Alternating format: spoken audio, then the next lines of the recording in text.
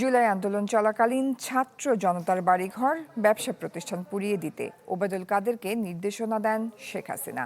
শিক্ষার্থীরা নয়, আন্দোলন করছে বিএনপি জামায়াত।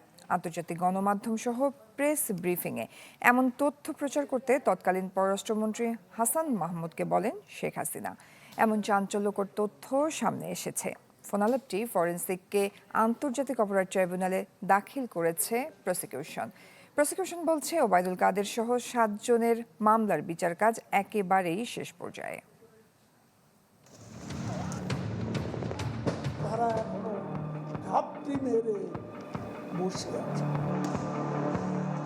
জুলাই আন্দোলন দমাতে ফোনে একের পর এক যে নির্দেশনা দিয়েছিলেন ওবায়দুল কাদের, সম্প্রতি একের পর এক অডিও ট্রাইব্যুনালে দাখিল করা তাই প্রমাণ করে।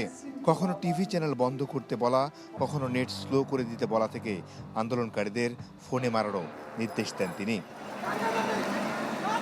বিভিন্ন এলাকায় লোক ঠিক করা এবং সব নেতা কমিটির ওভাবে ব্যবস্থা করা।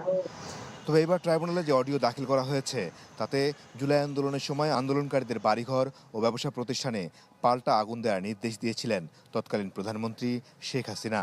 আন্তর্জাতিক অপরাধ ট্রাইব্যুনালে যা দাখিল করা হয়েছে। আমার বসে থাকার সময় নেই, আমাদেরও বাড়ি ঘরে আগুন দিচ্ছে, ওদের বাড়ি ঘরে আগুন, ওদের ব্যবসা প্রতিষ্ঠান কি কি আছে খুঁজে বার করুন। আন্দোলনকারীদের উপর সহিংসতার দায় চাপানোর কথার অডিও ফোনালাপও ট্রাইব্যুনালে উপস্থাপন করা হয়। সেই সাথে হাসান মাহমুদের সাথে শেখ হাসিনার কথোপকথনেও আন্দোলনকারীদের দমানোর প্রসঙ্গ আসে। প্রসিকিউশন বলছে ওবায়দুল কাদের, আরাফাত, পরশ, নিখিল, সাদ্দাম ইনানদের মামলার বিচার একেবারেই শেষ পর্যায়ে।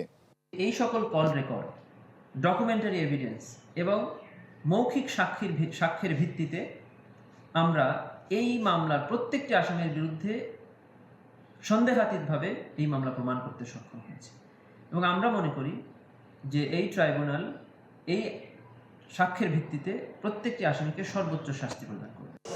এ পর্যন্ত জুলাই আন্দোলনে মানবতা বিরোধী অপরাধের ৬টি মামলা রায় হয়েছে ট্রাইব্যুনালে। আরও বেশ কটির শুনানি শেষ পর্যায়ে। মাসুদুর রহমান, চ্যানেল 24, ঢাকা। বাংলা কিউআর যেখানে নগদ পেমেন্ট সেখানে। সারা দেশে ১০ লাখেরও বেশি মার্চেন্টে নগদে পেমেন্ট করুন খুব সহজে।